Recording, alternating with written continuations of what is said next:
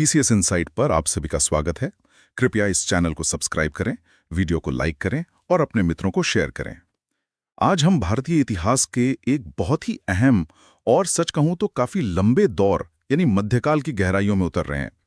हमारे पास कुछ व्याख्यानों के अंश हैं और हमारा मकसद है कि इनमें से जो सबसे जरूरी जानकारियां हैं, जो दिलचस्प पहलू हैं, उन्हें निकालकर एक तस्वीर पेश की जाए ताकि ये जो जटिल समय रहा है इसे समझने में थोड़ी आसानी हो। तो चलिए शुरू करते हैं। शुरुआत करते हैं उस समय से जब हर्षवर्धन का साम्राज्य बिखर चुका था। ये लगभग 7वीं सदी के बाद की बात है। उत्तर भारत में तब एक तरह का क्या कहेंगे राजनीतिक बिखराव सा आ गया था। हाँ बिल्कुल, एक राजनैतिक शून्यता कह सकते हैं। और ये दौर छोटा मोटा नहीं, करीब 5 सदियों तक चला। मतलब कोई एक मजबूत केंद्रीय शक्ति नहीं थी। अच्छा। कश्मीर से बंगाल तक देख लीजिए या गुजरात से मालवा तक, कई राजवंश थे, छोटे बड़े, जो आपस में ही सत्ता के लिए लड़ रहे थे। और इसी माहौल में करीब 750 ईस्वी के आसपास 3 बड़ी ताकतें उभर कर सामने आईं। 3 बड़ी ताकतें कौन सी? पश्चिम में थे गुर्जर प्रतिहार। इनका केंद्र शुरू में उज्जैन था, बाद में कन्नौज बना। दक्कन में थे राष्ट्रकूट, राजधानी मान्यखेत। और पूर्व में बंगाल के पाल। अच्छा, गुर्जर प्रतिहार, राष्ट्रकूट और पाल। जी, और इन तीनों के बीच लगभग 200 सालों तक एक जबरदस्त संघर्ष चला। 200 साल? किस लिए? कन्नौज पर कब्जे के लिए। कन्नौज उस समय आप समझिए उत्तर भारत की सत्ता का प्रतीक बन गया था, जैसे आज दिल्ली है। समझ गया। तो इस लंबे संघर्ष को ही त्रिपक्षीय संघर्ष कहते हैं। और इसने जाहिर है इन तीनों शक्तियों को काफी कमजोर भी किया। गुर्जर प्रतिहारों की बात करें तो मैंने सुना है उन्होंने शुरुआती इस्लामी हमलों को रोकने में काफी अहम भूमिका निभाई थी। हाँ, ये बिल्कुल सही है। उनका ये एक महत्वपूर्ण योगदान माना जाता है। जैसे 738 ईस्वी में राजस्थान की लड़ाई हुई थी, जिसमें उन्होंने सिंध के अरब शासकों को हराया था। अच्छा। लेकिन जैसा मैंने कहा, ये त्रिपक्षीय संघर्ष और फिर आपसी लड़ाइयां, इनसे वो धीरे धीरे कमजोर होते गए। और फिर उन्हीं के इलाकों पर नए वंश उभरे। बिल्कुल, जैसे परमार राजवंश और गुजरात के चालुक्य, जिन्हें सोलंकी भी कहते हैं। इनकी राजधानी पाटन थी। ये काफी मशहूर रहे हैं। हाँ, सोलंकी वंश 10वीं से 13वीं सदी तक कला संस्कृति के संरक्षक माने जाते हैं। वो पाटन की मशहूर रानी की वाव। जी हाँ, रानी उदयमती ने बनवाई थी इसी वंश के समय। लेकिन इसी वंश के समय एक और बड़ी घटना हुई थी, सोमनाथ मंदिर वाली। हाँ, शासक थे भीमदेव प्रथम, और उन्हीं के समय महमूद गजनवी ने सोमनाथ मंदिर पर आक्रमण किया था। देखिए, ये समझना जरूरी है कि उस वक्त पश्चिम और मध्य एशिया में क्या चल रहा था। सही कहा, उधर तो इस्लामी खलीफाओं का विस्तार हो रहा था। जी, उमैयद खलीफाओं के टाइम पर ही 712 ईस्वी में मोहम्मद बिन कासिम ने सिंध पर कब्जा किया था। इसे भारत पर पहला सफल अरब आक्रमण मानते हैं। और फिर गजनवी, वो तो करीब 300 साल बाद आया। हाँ, गजनी, जो अब अफगानिस्तान में है, वहां से महमूद गजनवी आया और उसने 1000 से 1027 ईस्वी के बीच भारत पर कहते हैं 17 बार हमले किए। 17 बार? जी, लेकिन उसका इरादा यहाँ शासन करने का नहीं था। वो आया, लूटा और चला गया। मुख्य निशाना थे मंदिर और शहर जहाँ दौलत थी। सोमनाथ, मथुरा, कन्नौज, ये सब उसकी लूट का शिकार बने। ये सवाल अक्सर मन में आता है कि उस समय के जो राजपूत राजा थे वो गजनवी को रोक क्यों नहीं पाए? मतलब 17 बार हमला हुआ। देखिए, इसके कई कारण बताए जाते हैं। एक तो गजनवी की सैन्य रणनीति। वो तेज घोड़ों का इस्तेमाल करता था, अचानक हमले करता था और अक्सर रेगिस्तानी रास्तों से आता था जहां उम्मीद नहीं होती थी। अच्छा। लेकिन शायद इससे भी बड़ा कारण था राजपूत राज्यों में आपसी एकता की भारी कमी। वो आपस में ही लड़ते रहते थे। गजनवी को उन्होंने शायद एक लुटेरा समझा, एक स्थायी खतरा नहीं माना। इसलिए कभी एकजुट होकर पूरी ताकत से उसका सामना नहीं किया। ये बात तो है। अच्छा, गजनवी के साथ वो मशहूर विद्वान भी तो आया था, अल-बिरूनी। हाँ, अल-बिरूनी। उसकी किताब है किताबुल हिंद। उस जमाने के भारत को, यहाँ के समाज, संस्कृति, विज्ञान को समझने के लिए ये एक बेहद जरूरी स्रोत है। बिल्कुल। गजनवी के बाद फिर मोहम्मद गोरी आया। जी, मोहम्मद गोरी। और उसी ने तराइन की दूसरी लड़ाई, 1192 में पृथ्वीराज चौहान को हराकर भारत में एक तरह से स्थायी मुस्लिम शासन की नींव डाली। और यहीं से दिल्ली सल्तनत का दौर शुरू होता है। हाँ, दिल्ली सल्तनत 1206 से 1526 तक, यानी करीब 320 साल। इसमें 5 अलग-अलग वंशों ने राज किया। 5 वंश कौन कौन से? गुलाम वंश या मामलुक वंश कह लीजिए, फिर खिलजी, तुगलक, सैयद और आखिर में लोदी वंश। तो गुलाम वंश से शुरू करते हैं। इसकी स्थापना कुतुबुद्दीन ऐबक ने की, जो गोरी का ही गुलाम था। हाँ, ऐबक ने शुरुआत की, लेकिन सल्तनत को असली शक्ल और मजबूती दी इल्तुतमिश ने। वो ऐबक का दामाद और गुलाम था। इल्तुतमिश ने क्या खास किया? कई चीजें। एक तो उसने राजधानी लाहौर से दिल्ली शिफ्ट की, फिर उसने मानक सिक्के चलाए, चांदी का टंका और तांबे का जीतल। ये बहुत महत्वपूर्ण था। और वो 40 अमीरों वाला गुट? हाँ, तुर्काने चहलगानी। ये 40 वफादार तुर्क अमीरों का एक गुट था जो प्रशासन में उसकी मदद करता था और उसकी ताकत का आधार भी था। और हाँ, इल्तुतमिश ने बगदाद के खलीफा से भी मान्यता ली थी अपनी सल्तनत को इस्लामी दुनिया में एक वैधता दिलाने के लिए। इसी वंश में रजिया सुल्तान भी तो थी, इल्तुतमिश की बेटी। जी हाँ, रजिया सुल्तान मध्यकालीन भारत की शायद पहली और अकेली मुस्लिम महिला शासक। बहुत काबिल थीं, लेकिन तुर्क अमीरों को ये पसंद नहीं आया होगा। बिल्कुल, उन्हें एक औरत का उन पर शासन करना गवारा नहीं था। उन्होंने लगातार साजिशें की। रजिया के एक अबिसीनियाई गुलाम याकूत के साथ नजदीकियों को लेकर भी काफी हंगामा हुआ। आखिरकार विद्रोह हुआ और रजिया का अंत हो गया। ये दिखाता है कि सत्ता का ढांचा कितना पुरुष प्रधान था। रजिया के बाद फिर बलबन का दौर आया। वो तो खुद चहलगानी का सदस्य था। हाँ, बलबन पहले चहलगानी में था, लेकिन सुल्तान बनते ही उसने सबसे पहले इसी चालीसा गुट की ताकत को खत्म किया। उसे पता था ये कितने ताकतवर हो सकते हैं। और उसकी वो लौ एवं रक्त की नीति। हाँ, मतलब विद्रोहों को कुचलने में वो बहुत सख्त था। उसने सुल्तान की इज्जत और दबदबा बढ़ाने पे बहुत जोर दिया। जिले इलाही यानी ईश्वर की छाया जैसी उपाधि ली।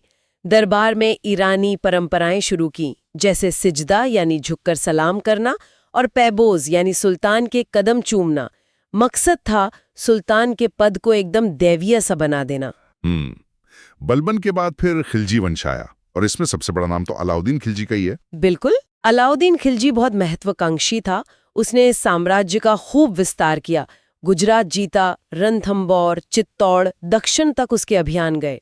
लेकिन इसे सबसे ज्यादा उसकी बाजार नियंत्रण नीति के लिए जाना जाता है ना? जी हाँ, मार्केट रिफॉर्म्स। उसने दिल्ली में अलग अलग चीजों के लिए अलग अलग बाजार बनवाए। अनाज मंडी, कपड़ों का बाजार, घोड़ों और गुलामों का बाजार, और हर चीज की कीमत तय कर दी। कीमतें तय कर दी? क्यों? उसका मुख्य मकसद था अपनी बहुत बड़ी सेना का खर्च कम रखना, ताकि सैनिकों को कम तनख्वाह में भी जरूरत का सामान मिल सके। इसके लिए उसने बहुत सख्त नियम बनाए। शहनाए मंडी नाम के अफसर नियुक्त किए जो कीमतों पर नजर रखते थे। कम तौलने वाले या ज्यादा दाम लेने वाले को सख्त सजा मिलती थी। सेना में भी तो उसने कुछ सुधार किए थे। वो घोड़ों को दागने वाली प्रथा। हाँ, दाग और चेहरा। चेहरा मतलब सैनिकों का पूरा हुलिया दर्ज करना, और दाग मतलब सेना के घोड़ों पर एक खास निशान लगाना, ताकि घोड़ों की अदला बदली न हो सके और भ्रष्टाचार रोके। उसने जमीन की पैमाइश करवाकर लगान भी बढ़ाया, उपज का 50% तक। 50%? काफी ज्यादा है। हाँ, काफी भारी था।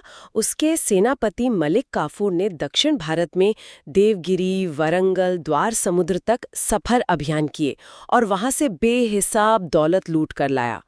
अलाउद्दीन की नीतियां भले ही कठोर थीं, लेकिन उन्होंने सल्तनत को मंगोल हमलों से बचाया और साम्राज्य को मजबूत किया। खिलजी के बाद फिर तुगलक वंश। ये सल्तनत काल में सबसे लंबे समय तक रहा। जी हाँ, सबसे लंबा शासनकाल तुगलकों का ही था। और इसमें मोहम्मद बिन तुगलक यानी MBT सबसे ज्यादा चर्चित सुल्तान हैं। हाँ, उसकी योजनाओं के लिए। वो बहुत पढ़ा लिखा था, लेकिन उसकी योजनाएं अक्सर फेल हो गई। बिल्कुल, जैसे राजधानी को दिल्ली से दौलताबाद यानी देवगिरी ले जाना। कागज पर शायद योजना अच्छी लगी होगी कि राजधानी देश के बीच में हो, दक्षिण पर भी नियंत्रण रहे। लेकिन हुआ क्या? उसे लागू करने का तरीका इतना अव्यवहारिक था कि लोगों को जबरदस्ती जाने को कहा गया, रास्ते में भारी मुश्किलें हुईं और आखिर में योजना वापस लेनी पड़ी। बहुत नुकसान हुआ। और वो सांकेतिक मुद्रा वाली योजना, टोकन करेंसी? हाँ, उसने चांदी के सिक्कों की जगह तांबे या तांसे के सिक्के चलाए, जिनका मूल्य चांदी के बराबर माना गया। ये प्रयोग चीन और ईरान में भी हुए थे, लेकिन भारत में सरकार नकली सिक्के बनने से रोक नहीं पाई। लोगों ने घरों में ही टकसाल खोल लिए। अरे हाँ, तो पूरी अर्थव्यवस्था ही गड़बड़ा गई। फिर खुरासान और कराचिल के सैन्य अभियान थे जो बहुत महंगे साबित हुए और असफल रहे। दोआब इलाके में टैक्स बढ़ा दिया और ठीक उसी वक्त वह अकाल पड़ गया। तो मतलब सब उल्टा ही पड़ा। हाँ, इसीलिए उसे बुद्धिमान मूर्ख भी कहा गया है। मतलब सोच शायद अच्छी थी, इरादे नेक थे, पर जमीनी हकीकत का अंदाजा नहीं था या फिर किस्मत खराब थी। उसके बाद फिरोज शाह तुगलक आया। हाँ, उसने क्या किया? फिरोज शाह ने मोहम्मद बिन तुगलक की कई नीतियों को पलट दिया। उसने अमीरों और उलेमाओं यानी धार्मिक नेताओं को खुश रखने की कोशिश की। उसने कई तरह के टैक्स हटा दिए, लेकिन शरीयत के हिसाब से जो 4 मुख्य टैक्स थे, खराज, खुम्स, ज़कात और जजिया, वो लगाए। जजिया तो उसने ब्राह्मणों पर भी लगा दिया था ना? जी हाँ, ये पहली बार हुआ कि ब्राह्मणों पर भी जजिया लगाया गया। लेकिन उसने कुछ अच्छे काम भी किए। खेती को बढ़ावा देने के लिए नहरें खुदवाईं, यमुना और सतलुज से नहरें निकालीं, इससे सिंचाई बढ़ी। लेकिन हाँ, जो इन नहरों से सिंचाई करते थे उन पर हक-ए-शर्ब नाम का एक सिंचाई टैक्स भी लगा दिया। उसने दासों की देखभाल के लिए दीवाने बंदगान और गरीबों की मदद के लिए दीवाने खैरात जैसे विभाग बनाए। कई शहर बसाए जैसे हिसार, फिरोजाबाद, जौनपुर, फतेहाबाद। लेकिन उसके बाद सल्तनत कमजोर होने लगी। हाँ, फिरोज शाह के बाद के शासक उतने योग्य नहीं थे और फिर 1398 में एक बहुत बड़ा झटका लगा। तैमूर का हमला। बिल्कुल, तैमूर लंग का दिल्ली पर भयानक आक्रमण। उसने दिल्ली को बुरी तरह लूटा, हजारों लोगों का कत्लेआम किया और वापस चला गया। लेकिन इस हमले ने तुगलक सल्तनत की कमर ही तोड़ दी। इसके बाद फिर सैयद वंश आया और फिर लोधी वंश। जी, लोधी वंश पहला अफगान राजवंश था भारत में। इसके एक शासक सिकंदर लोधी ने आगरा शहर बसाया और राजधानी दिल्ली से आगरा ले गया। उसने जमीन नापने के लिए गज-ए-सिकंदरी नाम का एक पैमाना भी शुरू किया। और लोधी वंश का आखिरी सुल्तान था इब्राहिम लोधी। हाँ, इब्राहिम लोधी। उसके समय में अफगान सरदार उससे खुश नहीं थे। उनमें आपस में काफी मतभेद थे। और इसी का फायदा बाबर ने उठाया। बिल्कुल, काबुल के शासक बाबर को दौलत खान लोधी जैसे कुछ असंतुष्ट सरदारों ने ही भारत आने का न्योता दिया था। बाबर आया और 1526 में पानीपत की पहली लड़ाई हुई, जिसमें बाबर जीत गया। हाँ, इब्राहिम लोधी हार गया और मारा गया। बाबर की जीत में उसकी तोपों और युद्ध की नई तकनीक का बड़ा हाथ था और इसी के साथ दिल्ली सल्तनत का खात्मा हो गया और भारत में मुगल साम्राज्य की नींव पड़ी। लेकिन जब ये सब उत्तर भारत में चल रहा था, दिल्ली सल्तनत का दौर, तब दक्षिण भारत में क्या हो रहा था? वहां भी तो बड़े राज्य थे। हाँ, बिल्कुल। सल्तनत काल के दौरान ही दक्षिण में 2 बहुत बड़े और शक्तिशाली साम्राज्य उभरे। एक विजयनगर साम्राज्य और दूसरा बहमनी सल्तनत। विजयनगर साम्राज्य, इसकी स्थापना हरिहर और बुक्का ने की थी ना 1336 में? जी हाँ, हरिहर और बुक्का नाम के 2 भाई थे। कहते हैं उन्हें संत विद्यारण्य से प्रेरणा मिली थी। ये साम्राज्य तुंगभद्रा नदी के दक्षिण में फैला था। इस पर 4 अलग-अलग वंशों ने राज किया: संगम, सलुवा, तुलुवा और अरविदु। और तुलु वंश के राजा कृष्णदेवराय सबसे प्रसिद्ध हुए। हाँ, कृष्णदेवराय 1509 से 1529। उन्हें विजयनगर का सबसे महान शासक माना जाता है। वो खुद बड़े विद्वान और कवि थे और कला साहित्य के महान संरक्षक भी। उनके दरबार में वो अष्टदिग्गज थे। जी, तेलुगु भाषा के 8 महान कवि। कृष्णदेवराय ने पुर्तगालियों से भी अच्छे रिश्ते बनाए। उनसे उन्हें अच्छी नस्ल के अरबी घोड़े मिलते थे जो उनकी सेना के लिए बहुत जरूरी थे। विजयनगर साम्राज्य अपनी राजधानी की भव्यता और अपनी समृद्धि के लिए बहुत मशहूर था। उस समय कई विदेशी यात्री भी आए थे वहां। हाँ, इटली से निकोलो कॉन्टी, फारस से अब्दुल रज़्ज़ाक, पुर्तगाल से डोमिंगो पायस और नूनीज।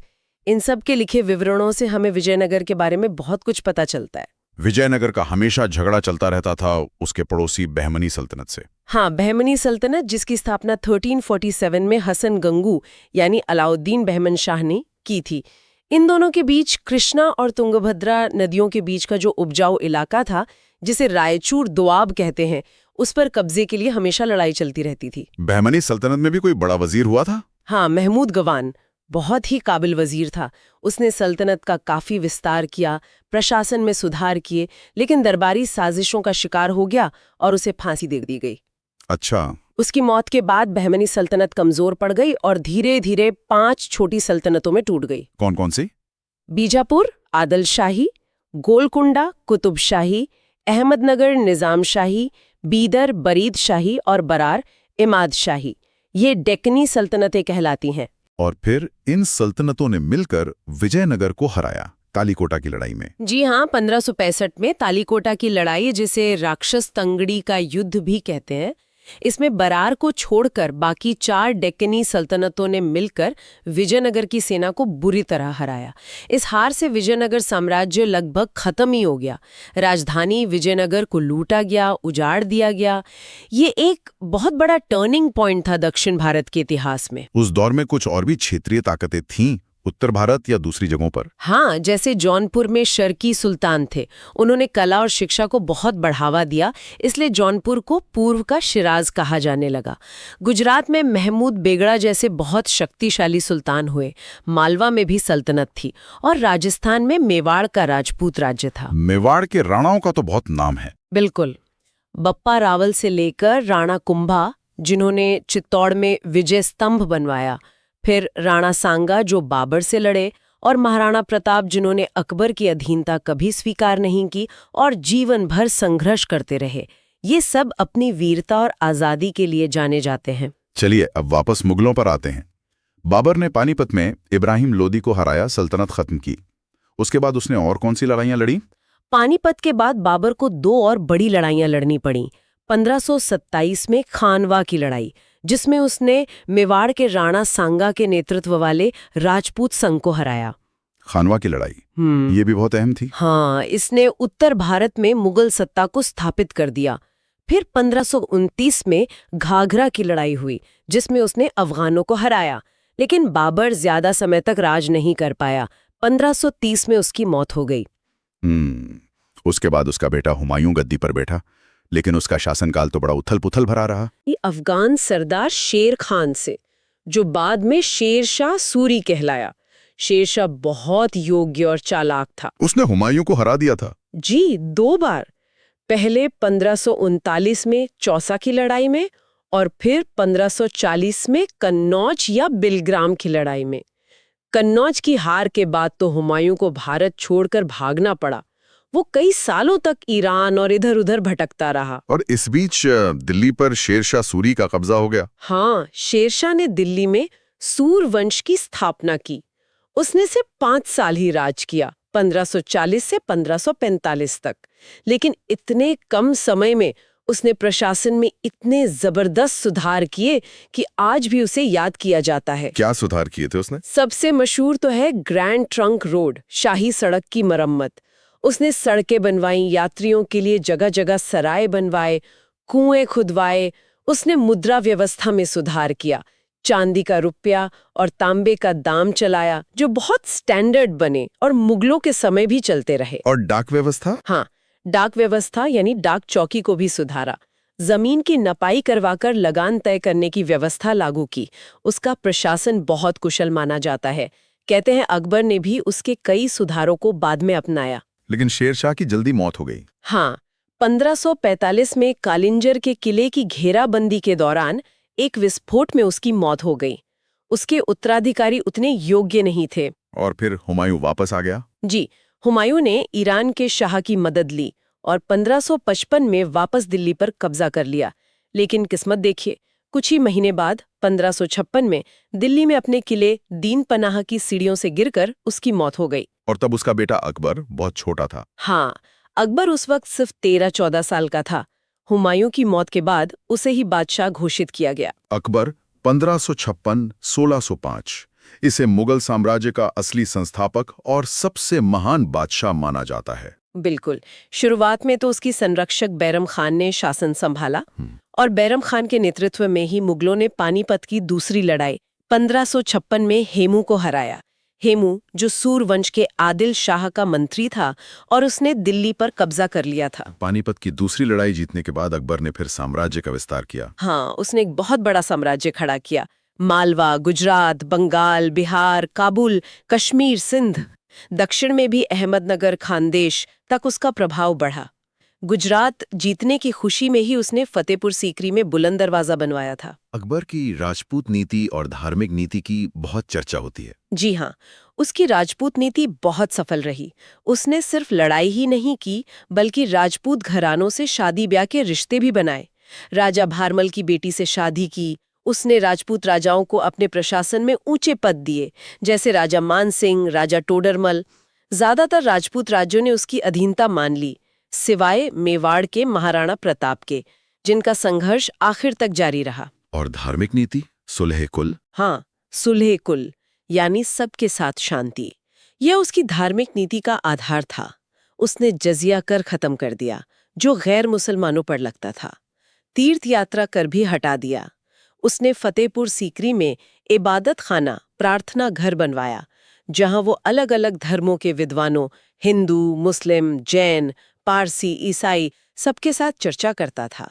उसने दीने इलाही नाम से कुछ शुरू किया था। हाँ, दीने इलाही या तौहीदे इलाही, ईश्वरीय एकेश्वरवाद। ये कोई नया धर्म नहीं था, बल्कि एक तरह का विचार था जिसमें सभी धर्मों की अच्छी बातें शामिल करने की कोशिश थी। ये ज्यादा चला नहीं, कुछ ही लोगों ने इसे अपनाया, लेकिन ये अकबर की सोच को दिखाता है। प्रशासन में उसने मनसबदारी व्यवस्था लागू की। ये क्या थी? मनसबदारी एक तरह की सैनिक और नागरिक सेवा की रैंकिंग प्रणाली थी। हर अधिकारी को एक मनसब दिया जाता था, जिसमें 2 रैंक होते थे, जात और सवार। जात से उसका पद और वेतन तय होता था, और सवार से ये तय होता था कि उसे कितने घुड़सवार सैनिक रखने हैं। ये मुगल सेना और प्रशासन की रीढ़ की हड्डी थी। और लगान व्यवस्था में टोडरमल का नाम आता है ना? हाँ, राजा टोडरमल, अकबर का वित्त मंत्री। उसने जमीन की पैमाइश करवाई और पिछले 10 सालों की औसत उपज और कीमतों के आधार पर लगान तय करने की एक व्यवस्था लागू की, जिसे दहसाला या जब्ती प्रणाली कहते हैं। ये काफी व्यवस्थित थी। अकबर के दरबार में नवरत्न भी थे। हाँ, कहते हैं उसके दरबार में 9 बहुत गुणी लोग थे, जिन्हें नवरत्न कहा जाता था, जैसे अबुल फजल, जिसने अकबरनामा और आईने अकबरी लिखी। उसका भाई फैजी, जो कवि था। बीरबल, अपनी हाजिर जवाबी के लिए मशहूर।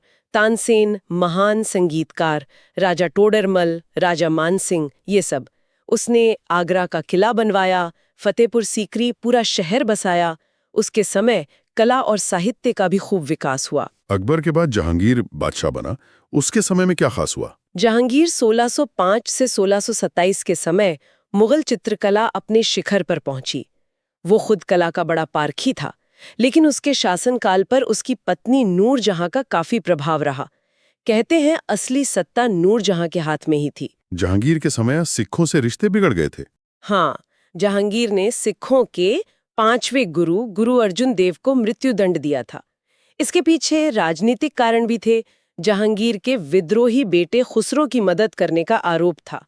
लेकिन इस घटना से मुगलों और सिखों के बीच जो कड़वाहट शुरू हुई, वो आगे बढ़ती गई। जहांगीर के बाद शाहजहां, इसे तो वास्तुकला के लिए याद किया जाता है। बिल्कुल, शाहजहां 1628-1658 का काल मुगल वास्तुकला का स्वर्ण युग माना जाता है। ताजमहल तो है ही, उसने दिल्ली में लाल किला, जामा मस्जिद बनवाई। आगरा के किले में भी कई इमारतें बनवाई। उसने दक्षिण में अहमदनगर को पूरी तरह मुगल साम्राज्य में मिला लिया। लेकिन उसके आखिरी दिन अच्छे नहीं बीते, बेटों में लड़ाई हुई। हाँ, शाहजहां के बीमार पड़ते ही उसके चारों बेटों दारा शिको, शुजा, औरंगजेब और मुराद में उत्तराधिकार के लिए भयानक लड़ाई छिड़ गई। इसमें औरंगजेब सबसे ज्यादा क्रूर और कामयाब रहा। औरंगजेब ने अपने भाइयों को मरवा दिया और पिता को कैद कर लिया। जी हाँ, उसने दारा शिको, शुजा और मुराद को मरवा दिया और शाहजहां को आगरा के किले में कैद कर दिया, जहां शाहजहां की मौत हुई। औरंगजेब 1658 में गद्दी पर बैठा। औरंगजेब 1658-2007 के समय मुगल साम्राज्य सबसे बड़ा था। हाँ, क्षेत्रफल के हिसाब से औरंगजेब के समय मुगल साम्राज्य अपने चरम पर था। उसने दक्षिण में बीजापुर 1686 और गोलकुंडा 1687 की सल्तनतों को भी जीतकर मुगल साम्राज्य में मिला लिया। लेकिन उसकी नीतियां काफी विवादित रहीं और कहते हैं वही साम्राज्य के पतन का कारण बनी। हाँ, ये काफी हद तक सही है। औरंगजेब ने अकबर की सुलह कुल की नीति को पलट दिया। वो एक कट्टर सुन्नी मुसलमान था और उसने शरीयत को कड़ाई से लागू करने की कोशिश की। उसने जजिया कर फिर से लगा दिया, जिसे अकबर ने हटा दिया था।